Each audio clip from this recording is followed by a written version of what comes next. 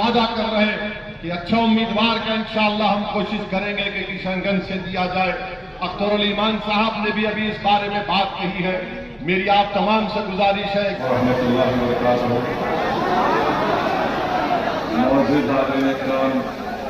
बुजुर्गान कौमर मिलत, मेरी इज़्ज़तदार माँ बहनों, नौजवान साथियों, मोहतरम जनाब अख्तरुल ईमान साहब, मेरे वो सदर मजलिस इत्तेहाद मुस्लिमीन मंच पर बैठे हुए तमाम मेरे अजीज दोस्तों और बुजुर्गों, हम काफी देर हो गई हमको यहाँ पहुँचने में। बहादुरगंज और खुशा दामन के 3 और प्रोग्राम में शिरकत करना है, तो बस आपसे ये गुजारिश करके जा रहा हूँ। आपका शुक्रिया भी अदा करना चाहता हूँ कि आप किशनगंज की जनता ने ही पहली मरतबा बिहार में मजलिस इत्तेहादुल मुस्लिमीन के उम्मीदवार को आपने यहाँ से रुकने असेंबली मुंतखब किया। आपने मजलिस को यहाँ से अपना परचम दिया और अल्हम्दुलिल्लाह फिर उसके बाद मजलिस के 5 रुकने असेंबली कामयाब हुए। मैं आपका शुक्रिया अदा करना चाहता हूँ और साथ ही साथ आपसे अपील कर रहा हूँ, गुजारिश कर रहा हूँ कि आने वाले असेंबली के इलेक्शन में आप लोग मुत्तहिदा तौर पर अपने के वोट का इस्तेमाल मजलिस इत्तेहादुल मुस्लिमीन के हक में करिए। याद रखिए, सीमांचल की लड़ाई अगर कोई पूरी नेक नियति के साथ और इखलास के साथ अगर कोई लड़ रहा है तो उसका नाम अख्तरुल ईमान है और पार्टी का नाम मजलिस इत्तेहादुल मुस्लिमीन है। मजलिस आने से पहले लफ्ज़ सीमांचल इस्तेमाल करना बड़ा इनके लिए मुश्किल काम था, मगर जब से मजलिस ने भारत के इस पसमानदा इलाके की इंसाफ की लड़ाई लड़ना शुरू किया, हर सियासी पार्टी आज सीमांचल का लफ्ज़ इस्तेमाल करने पर मजबूर हो जाती है। मैं जिम्मेदारी के साथ आपको बता रहा हूँ कि भारत का सबसे पिछड़ा इलाका अगर कोई है तो सीमांचल का इलाका है, उसके बाद आसाम का इलाका है। तो इसलिए इस पसमानदगी को दूर करने का एक ही तरीका है कि हम अपनी एक सियासी लीडरशिप को बनाएं। हमने और आपने कोशिश की, हमने बीज बोया था, हमारी फसल निकली भी, मगर जब फसल निकल गई तो उसमें से 4 बेईमानों को इन राजद के लोगों ने खरीद कर लेकर चले गए।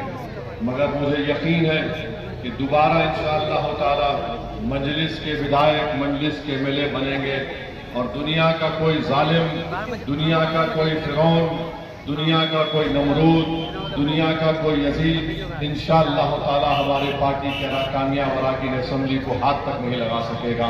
मैं आपको इस बात की गारंटी देके जा रहा हूँ। मगर आप याद रखिए, जब तक आप अपने वोट का सही इस्तेमाल नहीं करेंगे हम अपनी लड़ाई में कामयाब नहीं होंगे। और जो लोग मजलिस पर इल्जाम लगाते हैं कि मजलिस अगर जो काम कर रही है इससे डिवीजन होगा, इससे वोट कटेंगे, अरे जब वोट कटने की बात आती है तो हमको ये बताओ, 3 मरतबा भारत का प्रधानमंत्री नरेंद्र मोदी कैसे बन गया? किसने बनाया उसको? तुम्हारा वोटर ने बनाया या हमने बनाया? मेरे अजीज दोस्तों और बुजुर्गों, इस बात को आपको गौर करना है। 3 मरतबा भारत के प्रधानमंत्री नरेंद्र मोदी बन गए और उनके 11 साल में नरेंद्र मोदी ने तमाम समुदायों में एक नफरत का बीज बो दिया। जो भाईचारगी थी उसको कमजोर करके रख दिया। अब हद ये हो गई है कि हमारी मस्जिदों को छीनने का कानून बना दिया, हमारे दरगाहों को छीनने का कानून बना दिया, हमारी खानखाहों को वीरान करने का खुदा ना खास्ता कानून बना दिया गया, हमारी ईदगाहों को छीनने का कानून बनाया गया। और हमको इस बात की बड़ी तकलीफ है कि ये कानून इस तरह से बनाया गया कि हमारी शनाख्त को खतरा आज पैदा हो चुका है। तो मेरे अजीज दोस्तों और बुजुर्गों, इस बात का ख्याल रखिए कि दोबारा बिहार में नीतीश कुमार की सरकार ना बने, एनडीए की सरकार ना बने, क्योंकि अगर ऐसा होगा खुदा ना खास्ता तो ये बीजेपी का मुख्यमंत्री बनने जाएगा। अगर आप चाहते हैं कि इनको रोकना है तो मेरी आपसे गुजारिश है कि आप अपनी पार्टी के उम्मीदवारों को कामयाब करिए, क्योंकि जो जीत कर जाएंगे वही आपकी आवाज बनेंगे बिहार की विधानसभा में। आपकी आवाज, आपकी तकलीफ, आपके मुतालबात की सुनवाई ऐवान असेंबली में होती है। और आप देख चुके हैं कि अख्तरुल ईमान एक अकेले विधायक थे, सुप्रीम असेंबली थे, मगर किस बेबाकी के साथ अख्तरुल ईमान ने सीमांचल की इंसाफ की लड़ाई का हक अदा किया बिहार की विधानसभा में। हाँ, लोग बोलेंगे कि नहीं, दूसरी पार्टी से भी मुसलमान जीत कर गए। इनकी जबानें खुलती नहीं है। इनकी जबान अगर खुलती है तो अपनी पार्टी के नेता की तारीफ में पुल बना देते हैं। ये कभी भी मजलूम कौम की आवाज नहीं बन सकते। ये कभी भी आपकी नाइंसाफी के खिलाफ आवाज नहीं उठा सकते जब तक आप अपने वोट से अपने नुमाइंदे को किशनगंज से कामयाब नहीं करेंगे। आपकी तकालीफ, आपकी नाइंसाफी के दौर का खात्मा उसी वक्त शुरू होगा जब आप यहां से मजलिस इत्तेहादुल मुस्लिमीन को कामयाब करेंगे। मेरे अजीज दोस्तों और बुजुर्गों, बीजेपी, नीतीश कुमार ने मिलकर इस तरह का कानून बनाया है और बिहार की मस्जिदों को खतरा, जो प्रोटेक्टेड मॉन्यूमेंट 100 साल से दरगाहें हैं, अगर खुदा ना खास्ता एएसआई में प्रोटेक्टेड मॉन्यूमेंट है तो कल आसार कदीमा यह कहेगा कि ये मुतवल्ली और वक्फ की प्रॉपर्टी नहीं है, सुप्रीम कोर्ट ने तो उस पर स्टे भी नहीं किया। तो मेरी आपसे दबन गुजारिश है कि इस फरका परस्ती के माहौल में हमको और आपको मुत्तहिद रहना है। जो लोग मजलिस पर इल्जाम लगाते हैं कि मजलिस वोट काटती है, हम कभी भी वोट काटने का काम नहीं किए। तुम्हारा वोटर जाकर बैठ गया मोदी के गोद में बैठकर चाय पी रहा है। हमने हमेशा मोदी का मुकाबला किया और जहां कहीं भी हो सके हमने बीजेपी को रोकने की कोशिश की। यहां पर लोगों ने, अवाम ने कहा, जिम्मेदारों ने कहा अख्तरुल ईमान को कि आप गठबंधन से अलायंस कर लीजिए, खत लिखिए। अख्तरुल ईमान ने 2 खत लिखे लालू प्रसाद यादव साहब। फिर कहा गया कि उनके बेटे ने कहा कि हमको नहीं मिला। मुझे समझ में नहीं आया जब अख्तरुल ईमान साहब मुझसे बोले कि तेजस्वी कह रहा है कि उसको खत नहीं मिला। हमारे घर में, आपके घर में अगर हम किसी घर के बड़े से मिलते तो बात वहीं पर खत्म हो जाती, चाहे हो या ना हो। मगर ये पहली मर्तबा हमने देखा कि बाप की जिंदगी में बेटा कह रहा है कि मुझे नहीं बोले। तो हमने कहा चलो इसको भी लिख दो। इसको भी हमने खत लिख दिया। अब उनको सोचना है क्या लिखा अख्तरुल ईमान ने कि 6 सीट दो, 5 तो हम जीत कर आए थे, 6 दे दो। अगर तुम सत्ता में आ गए तो हमको मंत्री मत बनाओ, मगर सीमांचल के लिए डेवलपमेंट काउंसिल बना दो। मेरे अजीज दोस्तों और बुजुर्गों, ये क्यों किया हमने? ये हम कमजोरी की को देखकर नहीं किया, बल्कि ताकतवर मौक़िफ़ मजलिस का सीमांचल और बिहार में जहां कहीं भी मजलिस का उम्मीदवार होगा इंशाअल्लाह ताला वो कामयाब होगा। अगर कामयाब नहीं होगा तो कम से कम दूसरे नंबर पर आएगा। हम भी नहीं चाहते कि बीजेपी आ जाए, मगर अगर सामने वाला ये समझ रहा है कि हम खत लिख दिए और उसके बाद वो जो चाहे करेंगे, याद रखो हमने खत लिखा है और उसके बाद जब मैदान में आएंगे तो जो कोई हमारे सामने खड़ा होगा वो नमरूद और फिरौन बन के हमारे सामने नजर आएगा। हम उनसे मुकाबला करेंगे। कोई हमारी कमजोरी मत समझे। हमने अपना अखलाकी फरीजा अदा कर दिया। अब बिहार के सीमांचल की जनता को तय करना है कि कौन बीजेपी को कामयाब कराना चाहता है और कौन मोदी को रोक रहा है। तो हम आपसे वादा कर रहे हैं कि अच्छा उम्मीदवार का इंशाअल्लाह हम कोशिश करेंगे कि किशनगंज से दिया जाए। अख्तरुल ईमान साहब ने भी अभी इस बारे में बात कही है। मेरी आप तमाम से गुजारिश है कि आप मुत्तहिदा तौर पर अपने वोट का इस्तेमाल करिए। रहा सवाल वो लोग जो बार बार मुझे बोलते कि ओवैसी हैदराबाद से आया। हाँ, मैं हैदराबाद से आया, कोई चांद से नहीं आया। हैदराबाद भारत का हिस्सा है, मगर जो लोग मुझ पर उंगली उठाते हैदराबाद से आया, तुमने हरियाणा के यादव को क्यों राज्यसभा भिजाया? क्या बिहार में यादव नहीं था तुम्हारे पास कि तुम किसी यादव को बनाकर राज्यसभा भिजाते? अरे तुम हरियाणा से आदमी को लाकर उसको राज्यसभा का मेंबर बनाते। मैं हैदराबाद से आया हूं, एमपी बनने के लिए नहीं आया हूं। मैं इसलिए आया हूं, मेरी जिंदगी का मकसद ये है कि अल्लाह सुब्हानहू व तआला नबी करीम सल्लल्लाहु अलैहि वसल्लम के सदक़े में जब तक मुझे जिंदा रखेगा मैं सीमांचल के इंसाफ की लड़ाई लड़ता रहूंगा। मेरे जिंदगी का मकसद यह है कि सीमांचल और बिहार में आपकी क़ियादत बने मुसलमानों की। मुसलमानों की लीडरशिप बनना जरूरी है, पूरे भारत में बनना जरूरी है। हमारे देश में हर समाज की लीडरशिप है। ब्राह्मण समाज की है, ठाकुर समाज की है, भूमिहार की है, यादव की है, दलितों की है, पासवान की है, किस किस की नहीं है।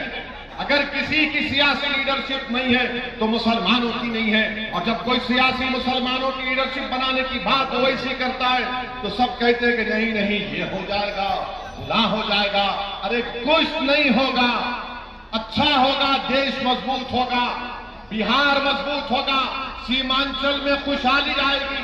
मेरी जिंदगी का ख्वाब भी है कि सीमांचल की जमीन पर बसने वालों में इतनी काबिलियत है कि वो बिहार की भी क़यादत कर सकते और भारत देश की भी क़यादत कर सकते। ये सीमांचल की आवाम में इतना शऊर है, मगर सिर्फ आपको अपनी ताकत का अंदाजा लगाना है। 50 साल आपने सबका साथ दिया, सबको वोट दिया। मैं सिर्फ 2015 में आया, पहला असेंबली का चुनाव नहीं जीते, बाद में किशनगंज की आवाम ने हमें अपने वोटों से, दुआओं से नवाजा। फिर 5 साल पहले हमारे 5 विधायक जीते, 4 को उन्होंने लूट कर लेकर चले गए। अब बता रहा हूं, हमने खत लिख दिया, तुम याद रखना जिन्होंने मेरे 5 को चोरी, 4 को चोरी किए हैं, उस चोरी का जवाब मैं तुम्हें सूद समेत अदा करूंगा इंशाअल्लाह। तुम ये मत समझना कि तुमने मुझे धोखा दिया, मुझे तुमने धोखा नहीं दिया। तुमने सीमांचल की गयूर आवाम के पीठ पर खंजर मारा। तुमने हमारे उन मासूम इज्जतदार मां और बहनों की आंसुओं को, जो आंख से आंसू बह रहे थे, जो बड़ी उम्मीद के साथ देख रहे थे कि हमारा नुमाइंदा जाएगा, उन जमीन फरोशों ने अपना जमीन बेच दिया। मगर हम लड़ेंगे सीमांचल के लिए, हम भाजपा से भी लड़ेंगे और इन तमाम लोगों से, इस पार्टी से लड़ेंगे जो यहां पे आपके इंसाफ को नहीं देना चाहते। इसीलिए इंसाफ का कारवां शुरू किया गया, जो पूरे सीमांचल के इलाकों में जाने की कोशिश कर रहा है। मेरी आपसे गुजारिश है कि आप अपने शऊर को बेदार करिए।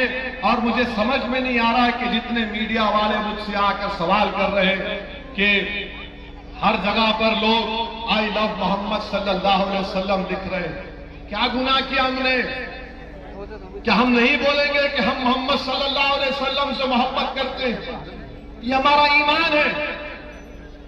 थोड़े दिन पहले प्रधानमंत्री की सालगिरह मनाई गई, हैप्पी बर्थडे मोदी का पोस्टर लगाए तो तुम खुश, और हम मोहम्मद सल्लल्लाहु अलैहि वसल्लम लिखे तो तुम्हारे पेट में दर्द क्यों हो रहा? कौन सा उसमें देश के खिलाफ लिखा गया? कौन सा कानून के खिलाफ लिखा गया? भारत के संविधान में जिसको बाबा साहब अम्बेडकर ने बनाया, दफा 25 उठाकर पढ़ लो, जो कहता है कि तुमको मजहबी आजादी। खामखा के नफरत के मजारे कर रहे हैं। अगर आई लव डैश लिख दिए, आई लव वो नेता लिखे तो बड़े खुश। अरे मेरी शनाख्त मोहम्मद सल्लल्लाहु अलैहि वसल्लम से है, मेरी शनाख्त उनसे है। अगर वो नहीं तो मैं कुछ नहीं, जो कुछ मैं हूं वो उन्हीं का सदका है।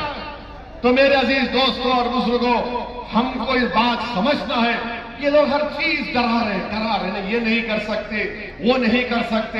अरे संविधान में जो कुछ लिखा है उसके दायरे में करते रहेंगे, कोई माइकल माल हमको रोक नहीं सकता इंशाअल्लाह। तो मेरे अजीज दोस्तों और बुजुर्गों, मजलिस का साथ दीजिए, मेरा साथ मत दीजिए। मैं यहाँ के नौजवानों से, युवाओं से कह रहा हूं, बिहार में करीब 60% आबादी 25 साल के कम उम्र नौजवानों की है। तो मैं नौजवान लड़के लड़कियों से कहूंगा कि अपने मुस्तकबिल को सामने रखो और अपने वोट का सही इस्तेमाल करो। डर का वोट इस्तेमाल मत करो, मोहब्बत के नाम पर वोट इस्तेमाल करो। डर डर कर हमने 40 साल 50 साल से वोट दिया, क्या मिला? गुर्बत मिली, इफलास मिला, इस्तेसाल मिला, पुलिस की लाठियां मिली, जेल मिला, सैलाब ने जमीन काट दी और हमसे हमारा इलाका पसमानदा हो गया। तो इन तमाम नाइंसाफी को रोकने के लिए मेरी आप सदबन गुजारिश है कि मुत्तहिदा तौर पर मजलिस का साथ दीजिए, पतन छाप को मजबूत करिए। अस्सलाम वालेकुम व रहमतुल्लाहि व बरकातहू।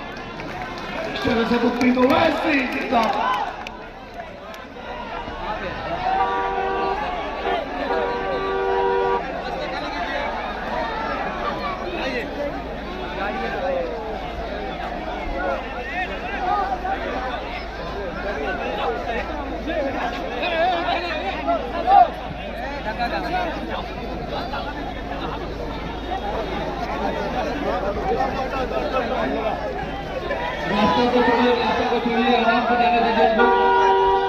देखो कौन आया, देखो देखो कौन आया। I love Muhammad, I love Muhammad। Advocate Shamshabad जिंदाबाद, एडवोकेट शमशाबाद जिंदाबाद, अफसर इमाम जिंदाबाद, अफसर इमाम जिंदाबाद।